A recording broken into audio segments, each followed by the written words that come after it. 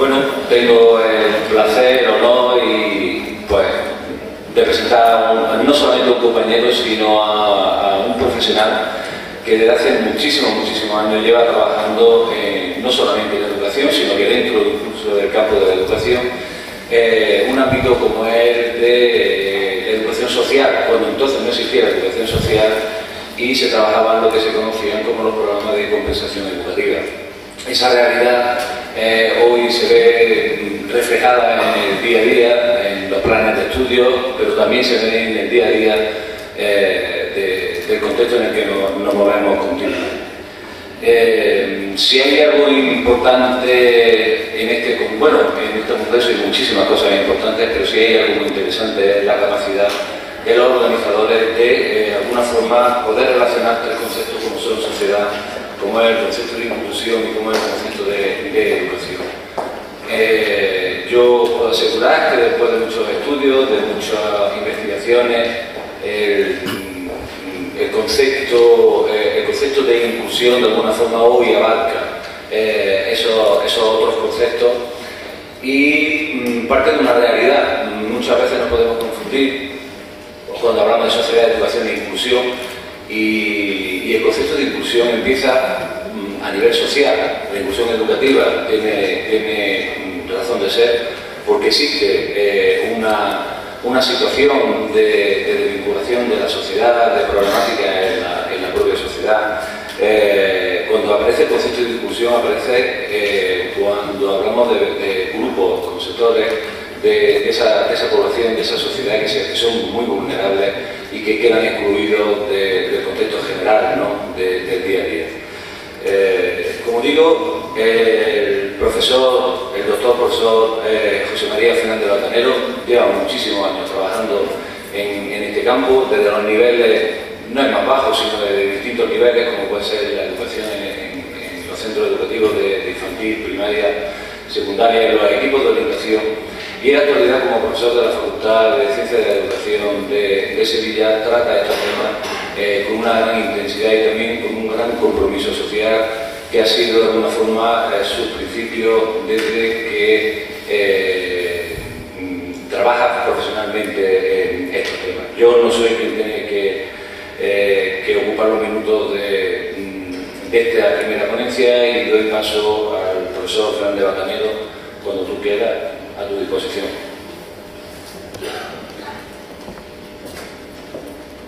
Bien, buenas tardes a todos. Muchas gracias por la presentación del profesor Fernando Peñafiel. Pues hace ya muchísimos años que nos conocemos y, como bien ha dicho, los dos venimos del ámbito de la educación compensatoria. En primer lugar, agradecer a la organización el detalle de invitarme a esta ponencia, de abrir plaza, haciendo un símil taurino, como hacemos por aquí en esta tierra, y nada más. Agradeceros a vosotros vuestra asistencia y también soy consciente de que son las 4:30, una hora que después de comer alguno puede dar una cabezadita. Yo voy a intentar que no os deis cabezadita, ¿de acuerdo? Bien.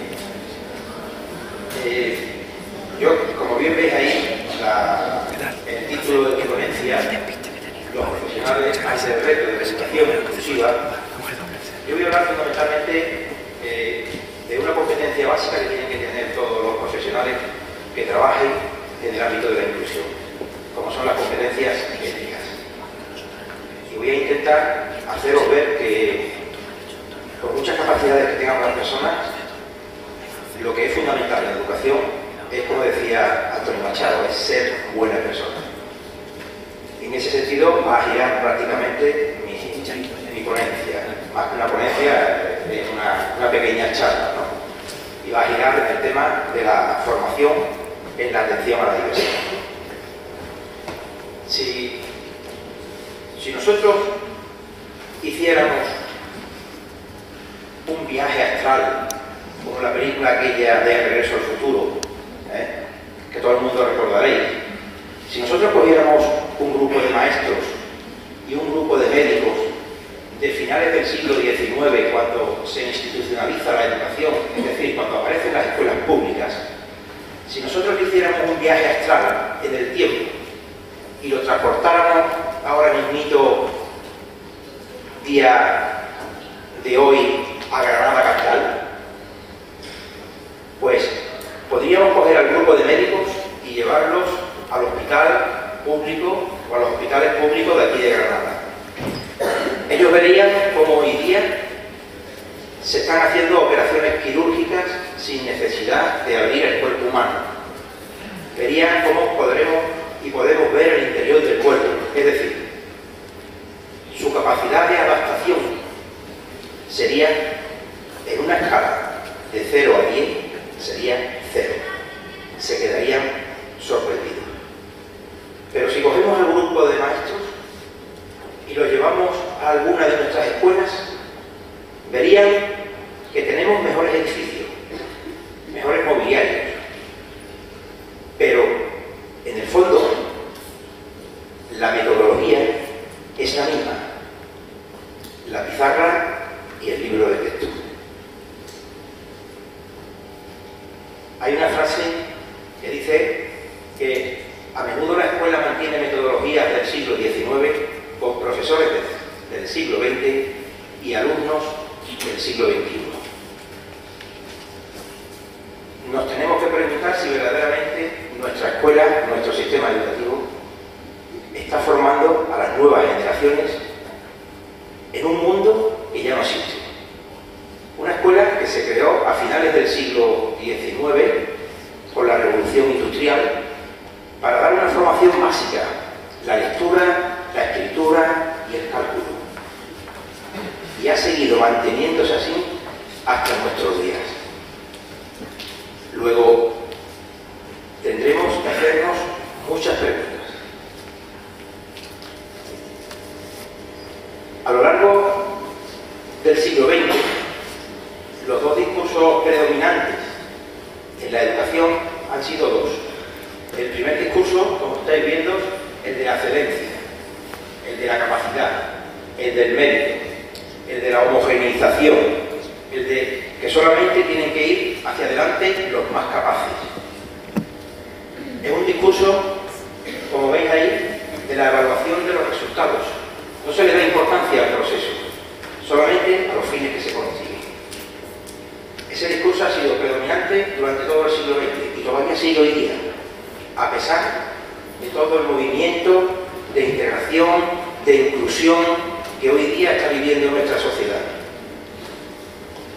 El segundo gran discurso, como veis, es el de la solidaridad. Es el discurso que hoy día en todos los países, tanto de Europa como de América, es el discurso que, desde mi punto de vista, tiene que predominar. Porque está demostrado que nuestros alumnos, bajo un sistema de atención a la diversidad, un sistema solidario, avanzan y progresan mucho más que en un sistema selectivo, donde solamente avanzan los más capaces, entre comillas.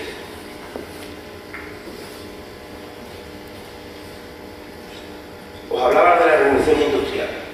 Dicen los expertos que a lo largo de la historia ha habido dos grandes revoluciones. La primera gran revolución, como veis, fue la aparición de la agricultura. Con la aparición de la agricultura, el hombre pues se afinca, deja de ser nómada, se hace sedentario, aparece en las grandes ciudades.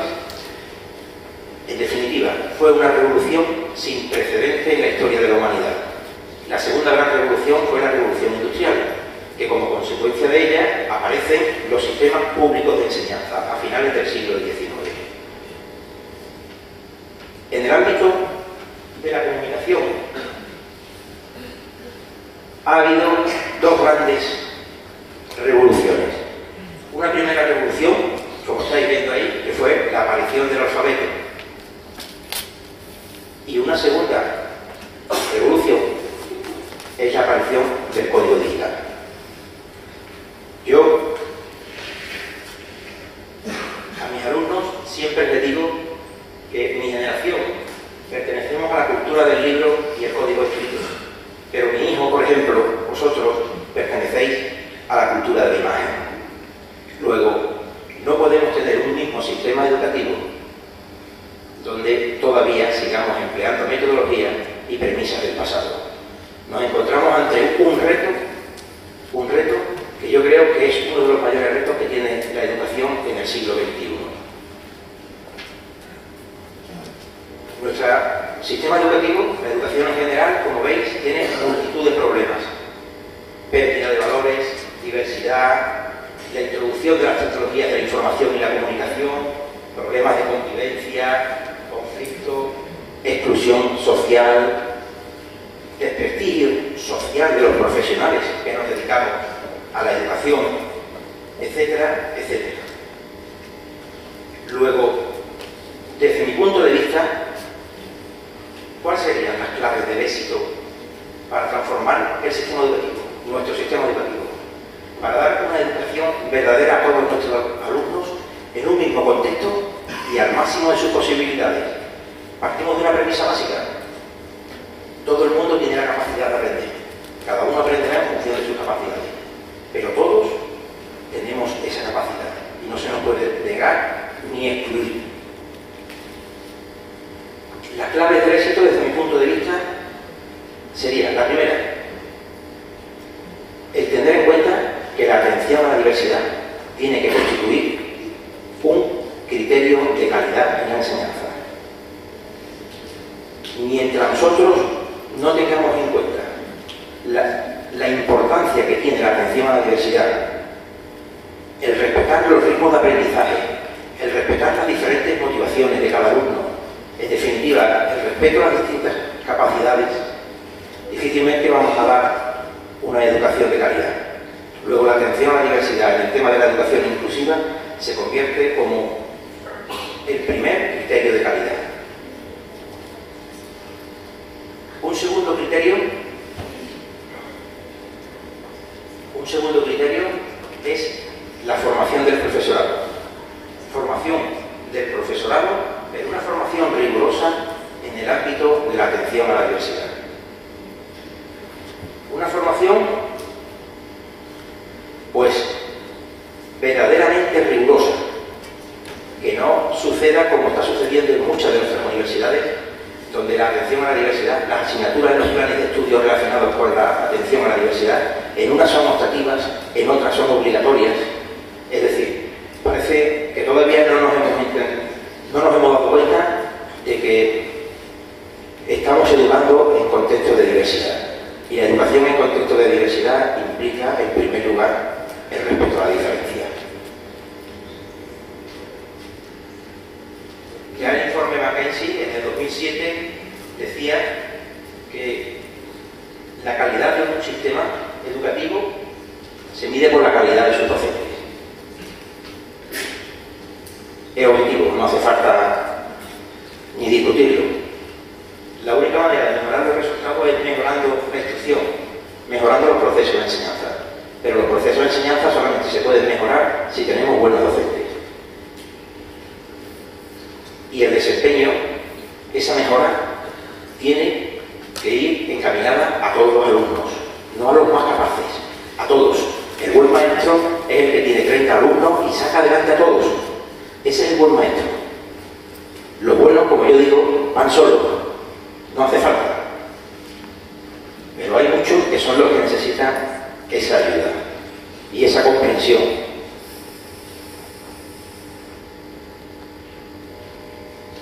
Hablando de formación del profesorado, me gustaría, ya se ha hablado mucho del sistema educativo finlandés. Nosotros aquí en España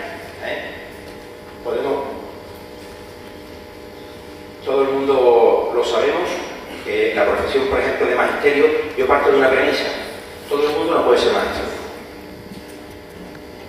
Esa es una premisa básica. Y esa premisa implica que para ser maestro hay que tener desarrollada una serie de capacidades y una serie de competencias. Mirad, en nuestro contexto, en vuestro contexto aquí en Granada, en Sevilla, en Andalucía, en España, en nuestro contexto, cuando le preguntamos a alguien: oiga, diga usted una profesión que tenga prestigio, medicina, un buen médico, un cardiólogo, un registrador de la propiedad, un notario. Sin embargo, cuando alguno de nuestros hijos accede a estudiar magisterio, muchas veces dice que está estudiando tu hijo, o mi hijo está en magisterio, pobrecito, no ha sacado nota para otra carrera, ¿no? Es así. Yo con muchos de mis alumnos, muchos de ellos en la selectividad no eligen magisterio en primera opción. Tenemos alumnos que eligen el magisterio, igual que todos los estudios de grado relacionados con la educación como pedagogía, lo eligen en tercero, cuarto y quinto lugar. En Finlandia, pongo un ejemplo porque se pone siempre ese país como de un buen modelo educativo, yo solamente me voy a referir al modelo de formación del profesorado. En Finlandia, el profesor es la profesión más reconocida de todo el país. Para ser maestro en Finlandia, el alumno tiene que tener unas notas de sobresaliente en bachiller. Es decir, los finlandeses, en la década de los 70, con la Ley General de Educación que hicieron, se dieron cuenta ya de que nosotros entrábamos en un mundo de competencia y en un mundo globalizado. Y aprendieron de que para tener una buena sociedad, lo primero que hay que tener son los formadores. Para formar a la sociedad, los formadores tienen que ser los mejores. En ese sentido, os decía que un maestro en Finlandia, además de tener la calificación de sobresaliente para acceder a estudiar, tiene que realizar unos exámenes en una universidad centralizada, donde solamente aprueban el 15% de las plazas que se ofertan. Es totalmente distinto a nuestro sistema. Nuestro sistema, si contáis las universidades públicas que tenemos solamente en Andalucía, podéis hacer la cantidad de maestros y de profesionales en educación que lanzamos diariamente o anualmente, cada año. Ellos, su plan de formación abarca, como tengo puesto ahí, 6.400 horas. 6.400 horas. Nosotros vamos dando palo de cielo. Ahora ya se está comentando que ahora en enero van a empezar las comisiones para la formación del profesorado de 3 años más 2. Hemos estado con 4 años, se suprimieron las licenciaturas, se suprimieron las diplomaturas y aquí vamos dando palo de cielo. Parece que no tenemos las cosas muy claras. Por lo menos los políticos, los que deberían de tenerla, desde mi opinión no la tienen muy clara. Porque lo único que están haciendo, pues bueno, como decimos en mi tierra y aquí en esta tierra, es marear la perdida. Creo que no es justo y así no vamos a formar de una manera enriquecedora a los futuros profesionales que se tienen que dedicar a la enseñanza, sobre todo a la enseñanza de educación infantil y la educación primaria, que es la base. Todos sabemos que si falla esa base, falla todo. Es la cimentación del edificio. Por eso los maestros de primaria, los maestros de infantil, desde mi punto de vista, tienen que tener una gran formación en atención a la diversidad y tienen que estar formados para eso.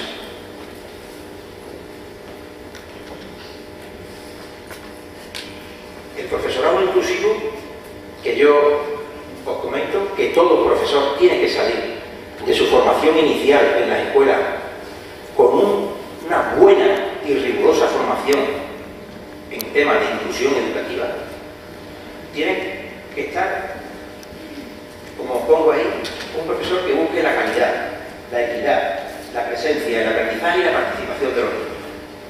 Es fundamental. El maestro se tiene que convertir en un dinamizador, no en un mero transmisor de conocimiento. Ese es el modelo de las escuelas del siglo XIX y de las escuelas del siglo XX, que han predominado prácticamente y siguen predominando. Hoy día lo que tenemos que aprender y enseñar a nuestros alumnos fundamentalmente es el desarrollar la capacidad de investigación, porque van a ser investigadores durante toda su vida. No es nuestro caso. Yo os pongo un ejemplo. A principios del siglo XX, un profesor podía dominar todos los conocimientos que había. Por ejemplo, un profesor en física podía dominar toda la física.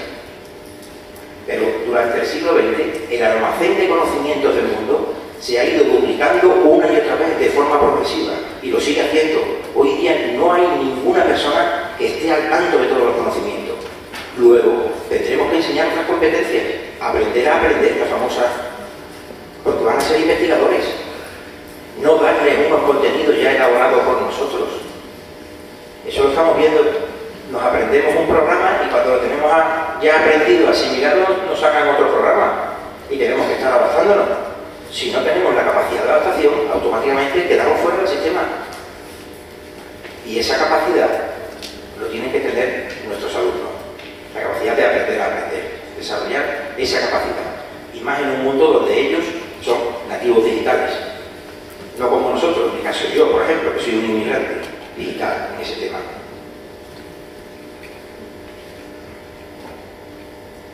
Otro gran aspecto para la clave del éxito, hemos repetido que es la atención a la diversidad, la primera, que constituye un criterio de calidad de educación. La segunda gran clave para mí es una formación rigurosa de los profesionales que se dedican a la educación, porque hoy día, igual que antes, los contextos son diversos. Una tercera clave es la transformabilidad. Para transformar nuestro sistema tenemos que tener profesores competentes. Y para transformar nuestros sistemas, para transformar las ideas que tenemos preconcebidas, tenemos que empezar a cambiar las palabras. Ahora vivimos en unos momentos, como veis, que se discute mucho sobre las palabras de discapacidad, deficiencia. Son conceptos que tienen una gran carga peyorativa. El Foro de Vida Independiente propone que se hable a estas personas como personas con diversidad funcional. Diversidad funcional por limitación visual, diversidad funcional por limitación auditiva, por problemas de conducta, etc. Solamente cambiando las palabras podemos cambiar las ideas. Cuando un profesor tiene que cambiar las ideas sobre una persona, en este caso con diversidad funcional, está preparado para afrontar el proceso de enseñanza-aprendizaje. Si no, cuando tiene alumnos diversos, para él eso va a ser un problema. Y la presencia de alumnado con diversidad funcional en las aulas tiene que ser entendida como una oportunidad para aprender, tanto del alumno como del profesor. Es un reto. Cambiar ese chip, cambiar esa conciencia, es un proceso, no se cambia de la noche al día.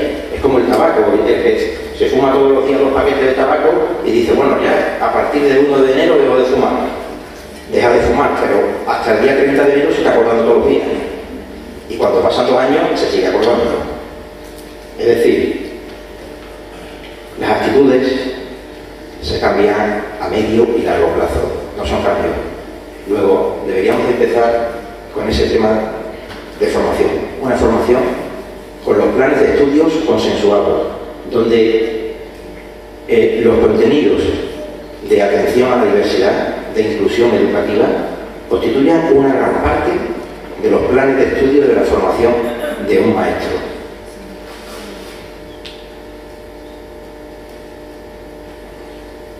La educación está compuesta por 3 subsistemas. Si veis, el primer subsistema son los planes de estudio. Y vemos como hay planes de estudio que la atención a la diversidad es una optativa, no le dan ni importancia. Un segundo subsistema es la metodología, es decir, cómo el colegio, la escuela, va a apoyar al alumno para que pueda conseguir aquello que necesita saber, que vienen los planes de estudio. Y el tercer subsistema es la evaluación. Nuestros políticos, que por desgracia muchos de ellos que tenemos no se dedican a la educación, se dedican a reformar los planes de estudio y la evaluación.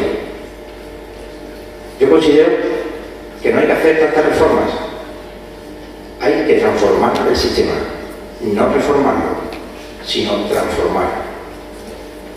Ahí está la cuestión.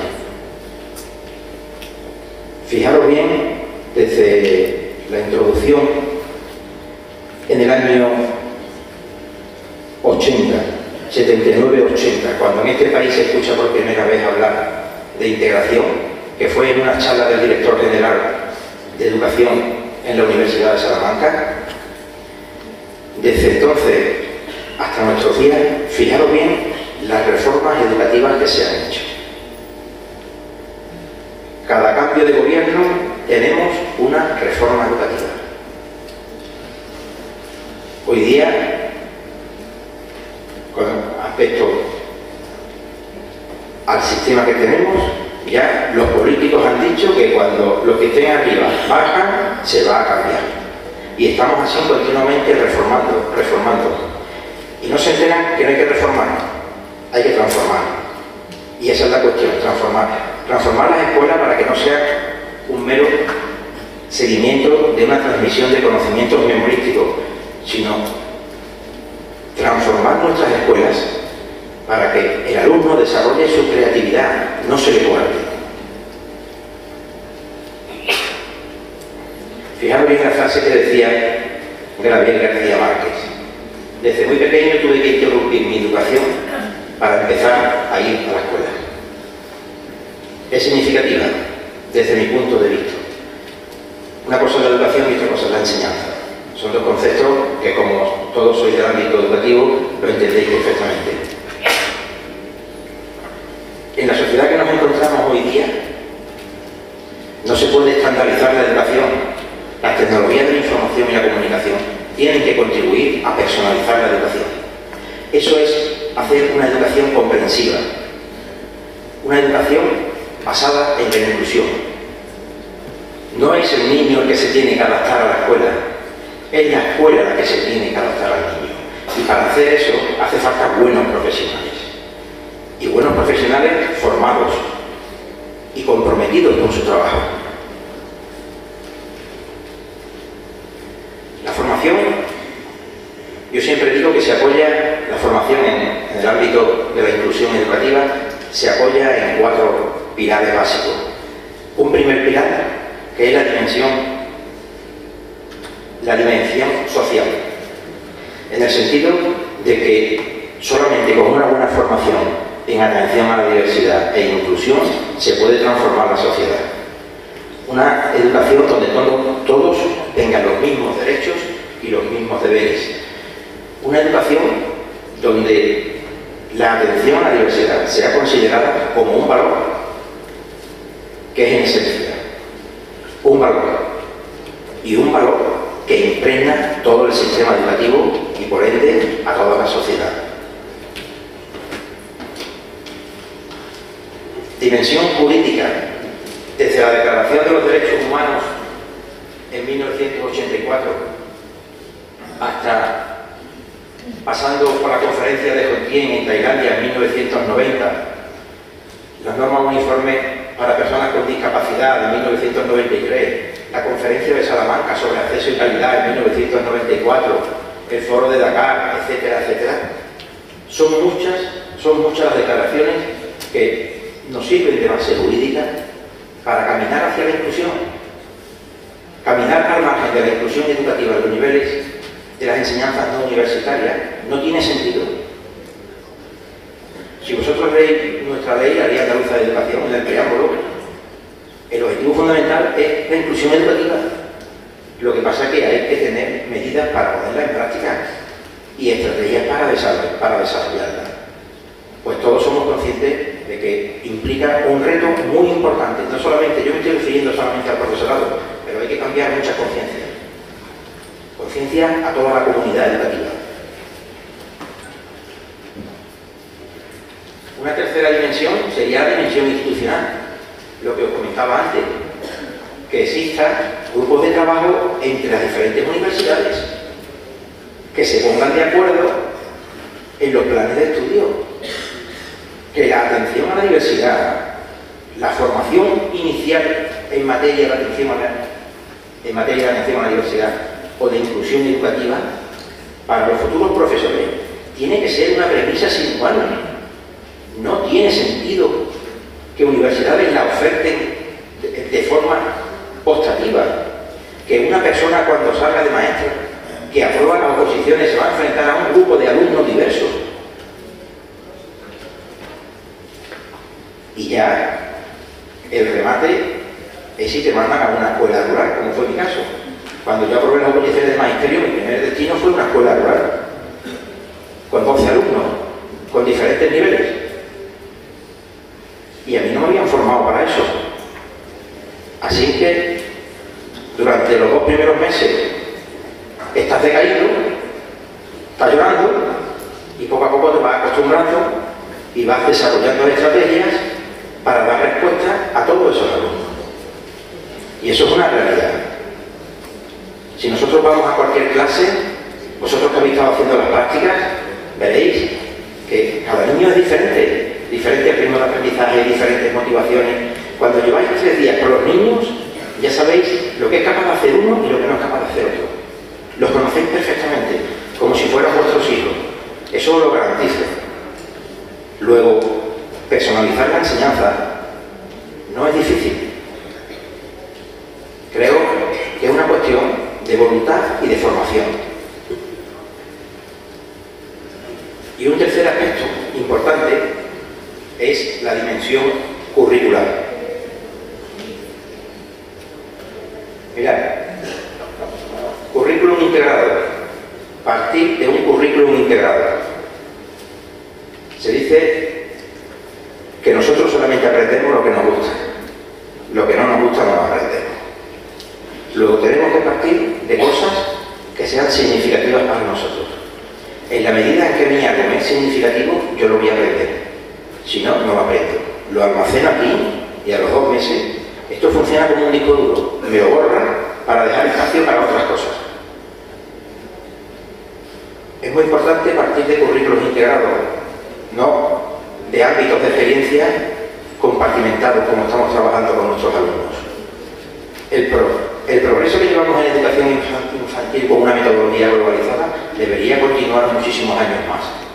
Pues hay muchísimas experiencias en países desarrollados que nos están diciendo que las escuelas que son eficaces funcionan de esa manera.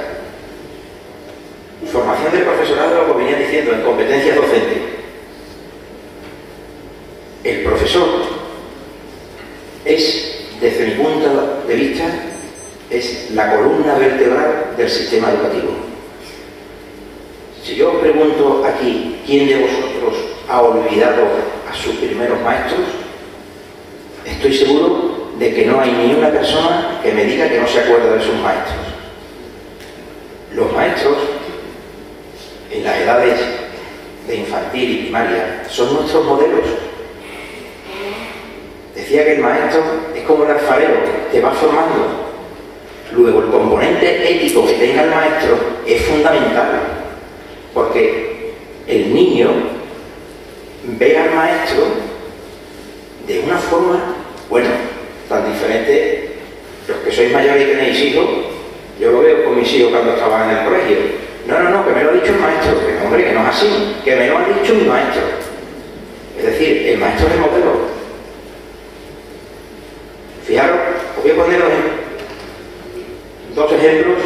Bueno, hace poco estaba leyendo un artículo en un periódico, y bueno, no era un artículo, sino un periódico comercial. Y venía una carta que le escribía una persona a su padre que había fallecido. Su padre era médico y le escribía la carta y tomé esa frase, fijaros bien. Dice: el trabajo más productivo es el que sale de las manos de un hombre contento. Yo siempre digo que los profesionales más competentes son los que salen de las manos de los docentes más comprometidos. Al igual que una persona religiosa, un cura, tiene que estar comprometido, un misionero, el maestro, el docente, tiene que estar comprometido con la atención a la diversidad, respetar los ritmos y saber lo que puede llegar una persona y otra persona. Por desgracia, yo os estoy hablando de los niveles de enseñanza no universitaria. El nivel universitario ya ni os lo nombro. En el nivel universitario estamos asistiendo, y es una denuncia que siempre la vengo haciendo públicamente, estamos asistiendo pues al deterioro de la docencia. A nosotros como profesores universitarios lo que se nos valora ahora mismo es la investigación. Da igual la docencia que tú impartas, cómo la impartas. Lo único que te valoran es si tienes artículos, si has participado en investigaciones. No saben que para que haya buenos investigadores tiene que haber buenos docentes y docentes comprometidos con su trabajo.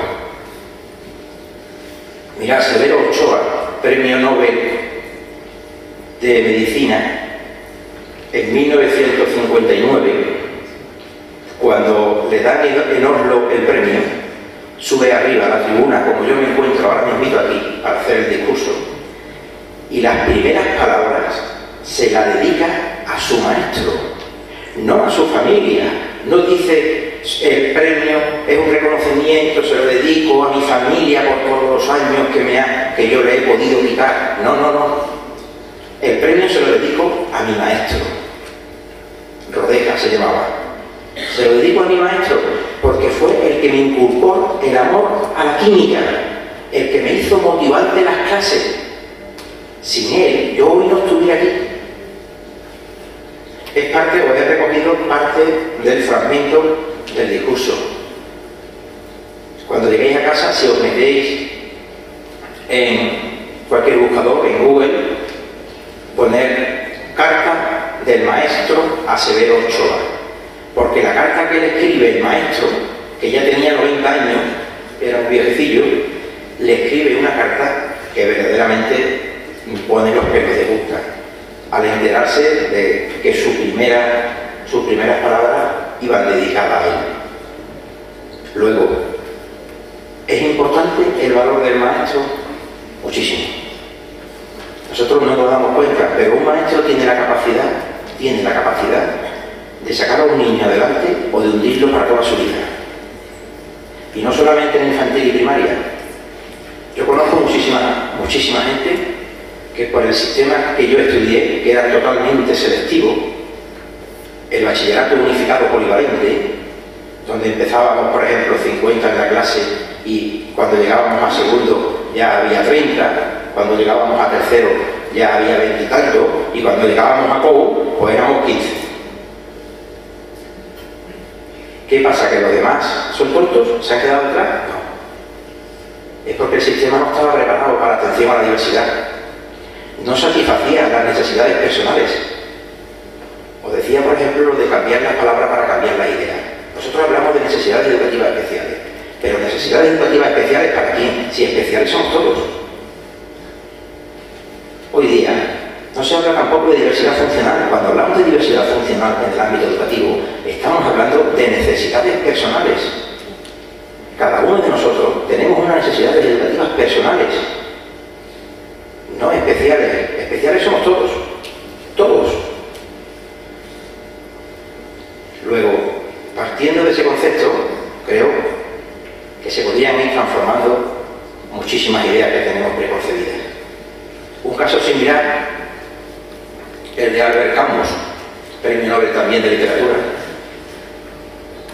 Le dedica también una carta, cuando obtiene el premio Nobel, lo dedica también a su maestro, a Germán. Meteros en cualquier buscador y ya veréis que las cartas no tienen desperdicio, son verdaderamente emotivas y escritas como cuando uno le escribe a un padre y valorando la función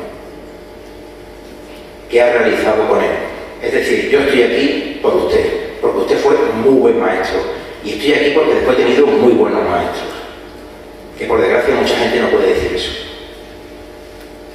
Cuando he dado clases, por ejemplo, y he tenido alumnos en el grado de pedagogía o en magisterio ya mayores, que entran por 25 años, mayores de 25 años, incluso mayores de 40 y 45 años, pues muchos de ellos me cuentan su experiencia fue una experiencia nefasta.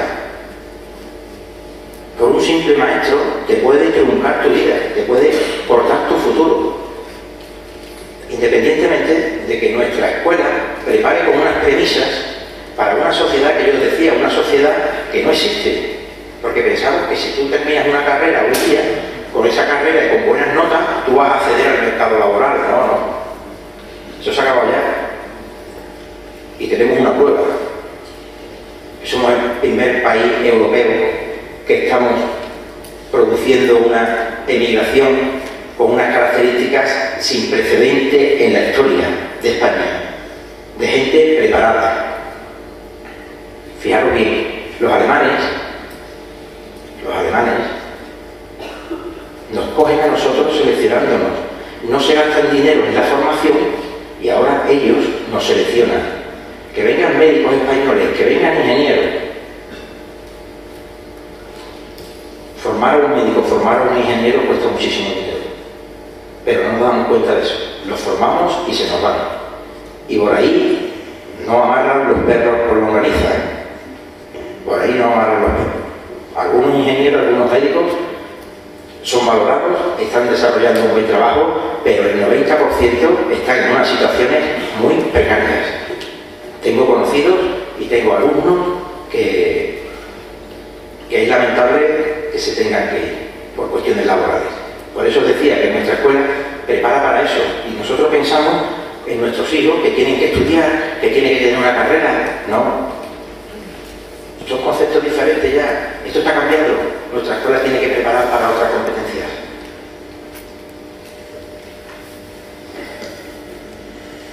El currículum, en el marco del currículum de la escuela, no debe entenderse como la posibilidad de que cada alumno aprenda cosas diferentes, sino más bien que aprenda de diferente manera. Durante muchos años, con la integración educativa, nuestros alumnos han aprendido cosas totalmente diferentes al resto de sus compañeros. Tenéis un ejemplo con el sistema de apoyo. Cuando llegaba un alumno de integración, se le ponía un programa totalmente diferente al resto de sus compañeros. Y de eso no se trata. Cada uno tiene que aprender de diferentes maneras. Y todos en el mismo contexto. Yo muchas veces digo que cuando estamos en una clase, por ejemplo, que estamos hablando de física y estamos hablando de las temperaturas, las escalas para medir la temperatura, podremos tener niños que vayan muy avanzados y a lo mejor ellos estén investigando sobre el movimiento que producen los electrones en los cuerpos, que son los que producen aumento o disminución de temperatura. Pero también podremos tener algún niño que esté aprendiendo a diferenciar frío y caliente, pero todos están trabajando en el mismo contexto. No está haciendo uno unas fichas de matemáticas o de lengua, que muchas veces es para que no levante cabeza, porque si no, si levanta cabeza, pues va a perjudicar el normal desarrollo de la clase. Esa enseñanza así solamente requiere formación del profesorado, en buenas estrategias y en el ámbito curricular. Sin una buena formación, difícilmente nosotros vamos a conseguir que nuestros centros, que nuestras escuelas sean inclusivas. Podremos decir que hemos dado un pasito más en la integración, pero lo que es la inclusión, lo que es la participación, difícilmente lo vamos a conseguir. Hablábamos de valores. Los valores son importantísimos, los valores democráticos. El profesor tiene que ser éticamente competente. El valor de la educación. De ahí que yo decía al principio, todo el mundo no puede ser maestro.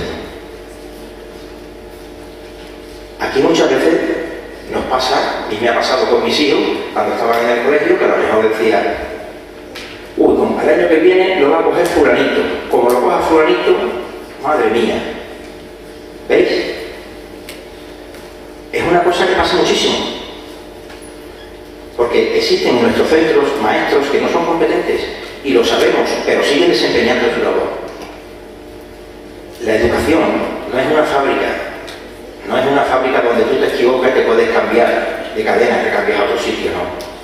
La educación que nosotros vamos a desarrollar es fundamental, porque estamos formando el futuro de las personas.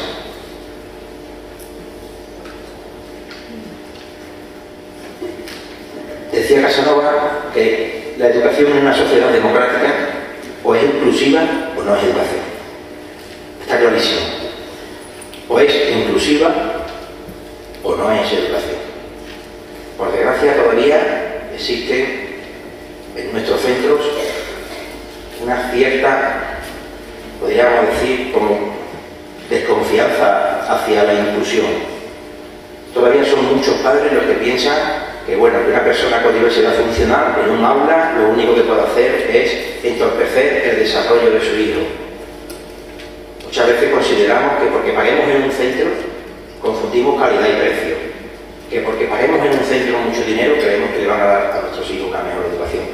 Creo que no, que la educación no podemos medirlo por ahí. La educación no podemos medirlo por contenidos. La educación es la que hace el desarrollo integral de la persona, en definitiva, la que hace buenas personas.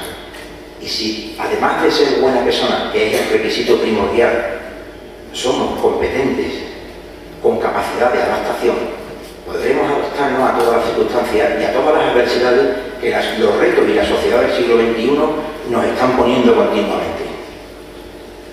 En esta sociedad, el que no se adapta muere, está clarísimo. Luego tendremos que desarrollar esa competencia, aprender a aprender, investigar, partir de lo que nos gusta, que las clases no se conviertan en un calvario. El profesor, en la mayoría de los casos, muchas veces, actúa como una barrera hacia el alumno. Hay profesores que nada más que verlo te despiertan el interés, pero hay otros, por desgracia, que nada más que verlo te dan ganas de salir corriendo. Y es así. La primera, lo fundamental de cualquier proceso de enseñanza es la motivación. Si vosotros no estáis motivados, no emprenderéis ningún proceso de enseñanza-aprendizaje. Y lo que estoy diciendo lo pueden decir muchas veces, pero es así. Muchos de ahí estaréis sentados y estaréis diciendo, vaya a esperar nota este lo que está diciendo. Vaya, pero es así.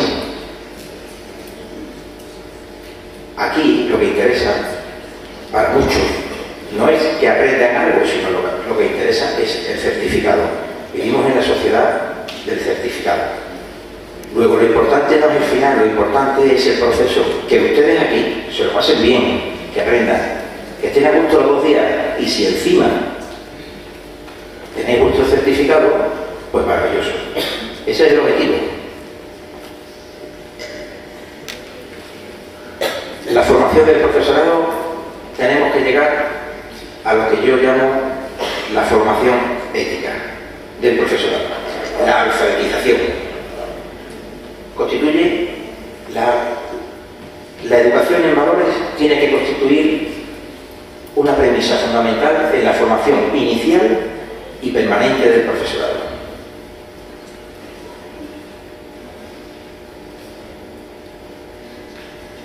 Mirad, ¿por qué os digo lo de los valores? Porque aunque vivimos en una sociedad competitiva, que solamente hacemos caso a los contenidos conceptuales, en realidad lo más importante en la vida son los valores. Yo os voy a poner un ejemplo. Un niño con 18 años, este se lo pongo yo a mis alumnos, un niño con 18 años que le dice al padre que se va a ir a Estados Unidos a estudiar. Entonces, el padre le dice, bueno, yo no tengo dinero, tú no estás pegado, pero bueno, yo tengo unos ahorros en casa, te voy a sacar una tarjeta, Visa, para que tú te vayas a estudiar a Estados Unidos, al mejor centro. Bueno, pues el chaval coge y se va a Estados Unidos.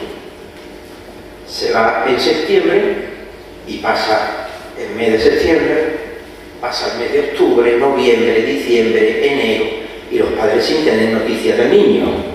Febrero, marzo, y cuando llega el mes de julio, casi un año después, le escribe una carta.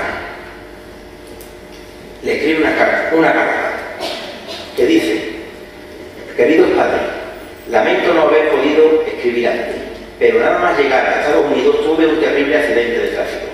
El accidente me retuvo durante meses en la UCI y prácticamente en estos momentos no tengo secuelas, solo unas cicatrices en la cara que los médicos dicen que se podrán arreglar con una intervención posterior de cirugía estética. Posteriormente comencé con la rehabilitación de la movilidad de brazos y piernas, que ahora ya estoy recuperando. Ya consigo mover los brazos por mí mismo y he comenzado a andar. En todo el proceso de rehabilitación me ha ayudado mucho mi enfermera, Fanny, prácticamente con la que he decidido casarme. Supongo que os llevaréis muy bien con ella porque prácticamente es de vuestra misma edad. La fecha de mi boda está fijada dentro de 2 meses, pues tenemos un poco de prisa ya que ella está embarazada.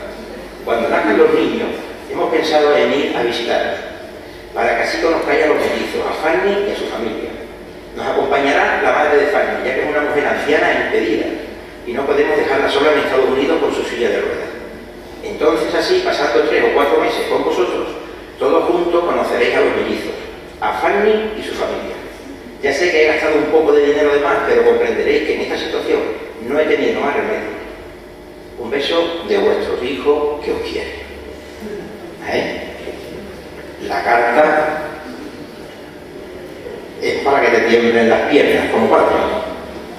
Pues sigue leyendo y cuando le da la vuelta a la carta, dice, postdata, todo lo que os he comentado es mentira. Lo único malo que me ha pasado es que he suspendido matemáticas, física y química. ¿A que no os parece tan grave?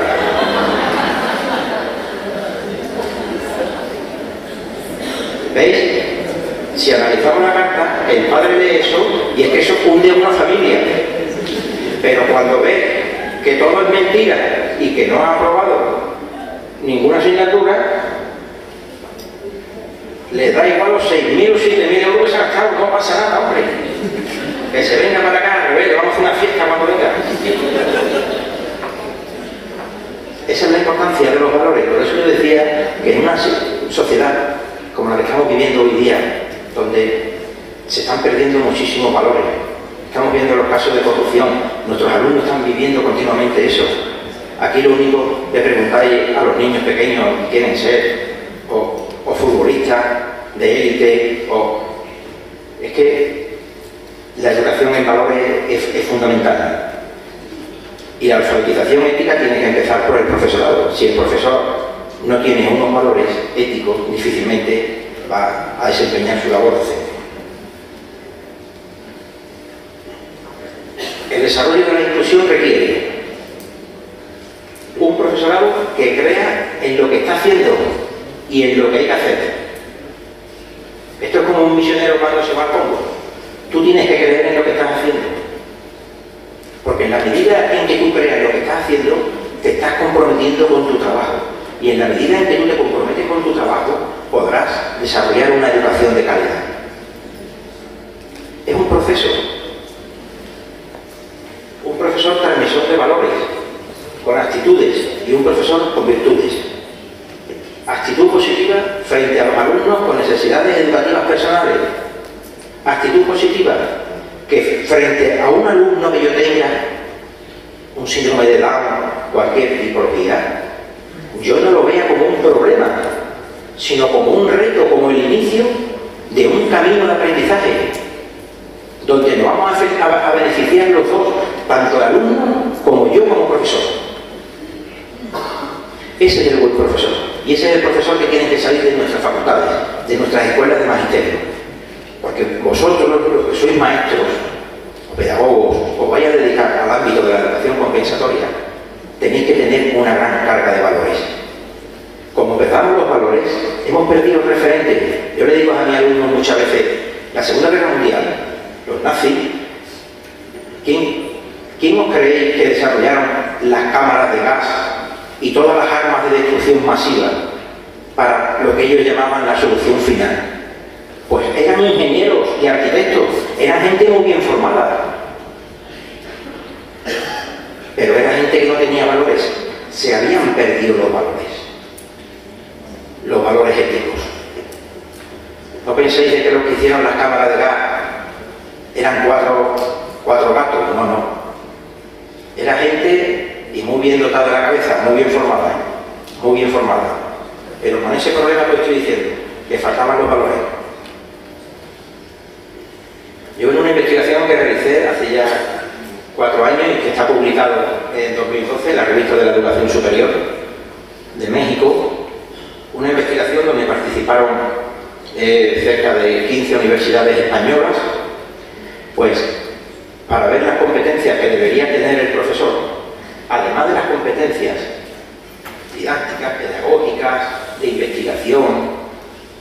Un gran porcentaje coincidía en que lo importante que tiene que tener un profesor son competencias interactivas, éticas y sociales. Es fundamental. El profesor tiene que crear confianza en el alumno y el alumno tiene que saber que el profesor es su amigo, que está ahí para ayudarle, que no es su enemigo.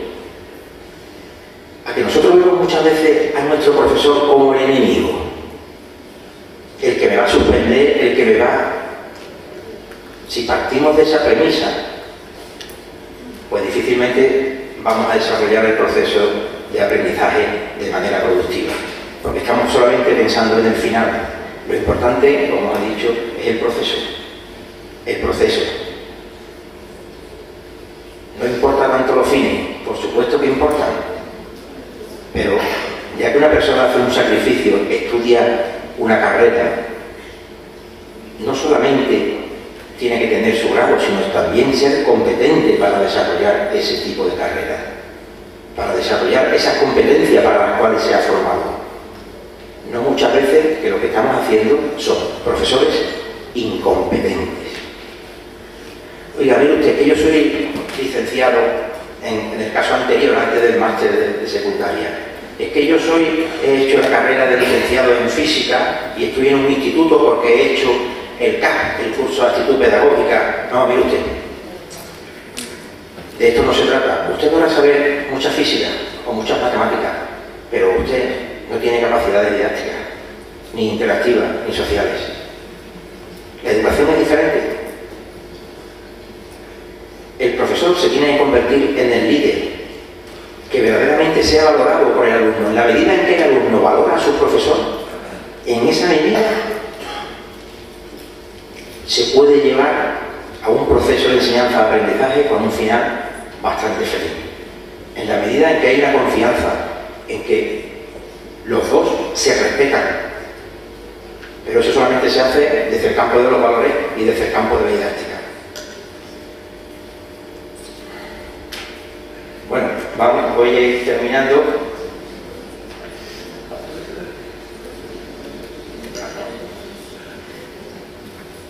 Dimensión curricular, formación para el compromiso y actitud positiva ante la diversidad.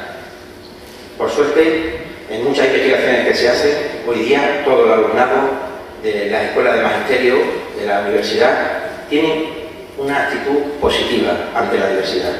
Es fundamental esa actitud. Y durante el proceso habrá que desarrollar y fomentar mucho más esa actitud. Formación para saber planificar teniendo en cuenta a todos los alumnos, es decir, desarrollo de estrategias curriculares para dar una educación personalizada en el marco de una educación comprensiva. Nuestro sistema educativo es comprensivo, es decir, que comprende las diferencias, no una educación igualitaria. Formación para la mediación educativa. El profesor se convierte en un mediador del proceso de enseñanza-aprendizaje. Y formación para una evaluación, la parte final, formativa y justa. Si yo os digo a vosotros que os voy a evaluar, yo soy vuestro profesor, yo os digo, ¿cómo queréis que os evalúe?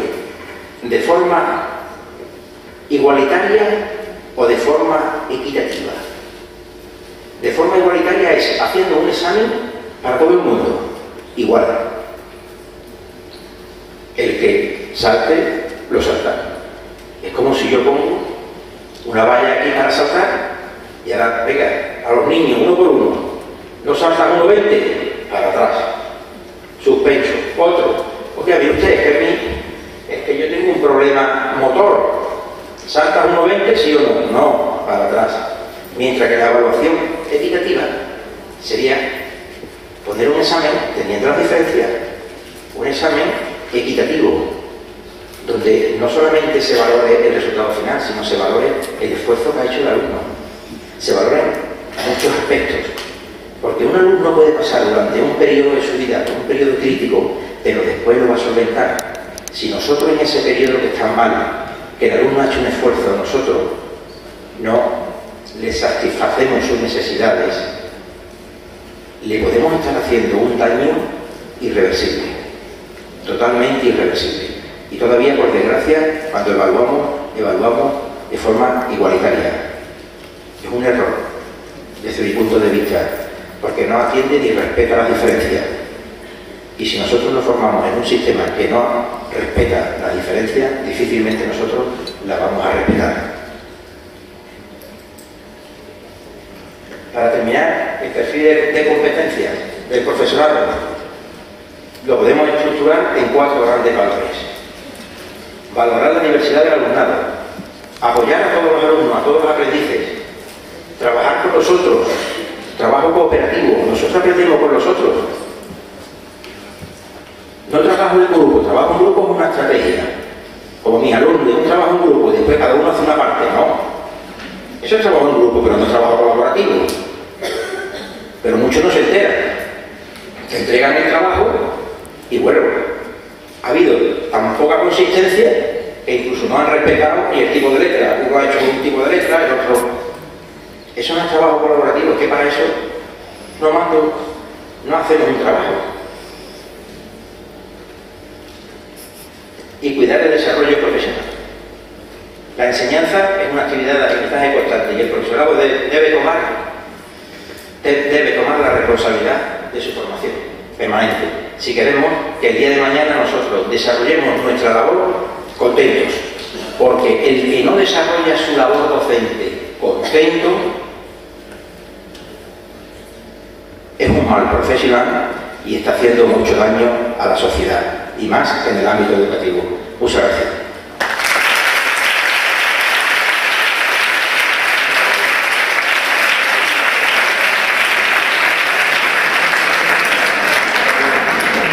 Bien, está claro que la intervención del profesor Antonio, y creo que estamos de acuerdo en que una sociedad donde no hay claro los referentes o estos referentes son muy ambiguos, es necesario que la educación tenga o desarrolle un papel más humanamente como un conjunto de estrategias que sean capaces de cambiar esa sociedad, que sean capaces de transformar al individuo, sobre todo porque es una forma de mejorar todos los procesos de aprendizaje, por un lado, y por otro porque tendríamos que intentar minimizar todas esas situaciones que de alguna forma generan o favorecen esos procesos de fracaso escolar. Muchas gracias, José María. Agradecemos su reflexión, sus aportaciones, por no hayan regalado, clarificado muchos de nuestros planteamientos que tenemos en torno a un movimiento, como puede ser la educación, el movimiento inclusivo, ¿no? Que es tan complejo, que es tan ambiguo